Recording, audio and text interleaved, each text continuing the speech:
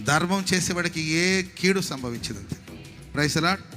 ఇంత ధర్మంగా ఉంటున్నాం, ఇంత నీతిగా ఉంటున్నాం, ఇంత న్యాయంగా ఉంటున్నాం, ఏంటయ్యా ఈ అన్యాయమైన తీర్పు అంటే ఏం కంగారు పడదు. నువ్వు తెలుసుకోవాల్సింది ఏంటంటే, నువ్వు జ్ఞానివి.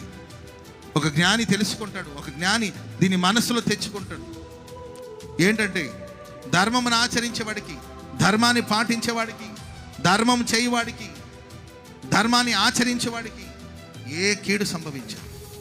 ప్రస్తుతం కీడులా కనిపిస్తున్నా ఆ కీడు చాటున దేవుడు మేలును దాచిపెట్టాడు. అంతే. ఒక ధర్మమును ఆచరించిన వాడిని, ఒక ధర్మం జరిగించిన వాడిని, ధర్మశాస్త్రాన్ని నెరవేర్చిన వాడిని, ధర్మ కార్యాలు చేసిన వాడిని తీసుకెళ్ళి సింహాలను గుహలో పడవేసి కీడు చేసేసాం.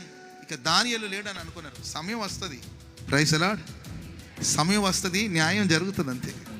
నువ్వు న్యాయం గురించి అడగాల్సిన అవసరం లేదు, న్యాయం గురించి ప్రాకులాడాల్సిన అవసరం లేదు. ఒకటి తెలుసుకోవాలి, సమయం వచ్చునని, న్యాయం జరుగునని. జ్ఞాని అయితే దాన్ని తెలుసుకుంటాడు. మూర్ఖుడు అయితే ఎక్కడ న్యాయం, ఇది ఎక్కడ న్యాయం, ఇదేంటి అన్యాయం ఏంటి, ఈ అక్రమాలు ఏంటి, ఈ అన్యాయం ఏంటి, నువ్వు మాట్లాడాల్సిన అవసరం లేదు. న్యాయాన్ని నువ్వు అడగాల్సిన అవసరం లేదు. న్యాయం కోసం న్యాయ పోరాడాల్సిన అవసరం లేదు. సమయం వస్తుంది. సమయం వచ్చినప్పుడు న్యాయమే జరుగుతుంది. నిజంగా నీవు ధర్మమును ఆచరించిన వాడివే అయితే. ధర్మాసనం మీద కూర్చున్న దేవుడు నీతి న్యాయాన్ని జరిగిస్తాడు. Praise the lord. ఆయన ధర్మాసనం మీద కూర్చున్నాడు. నీతి న్యాయాలు జరిగించగలిగిన దేవుడు ఆయన. సమయం కొంచెం టైం పట్టొచ్చు.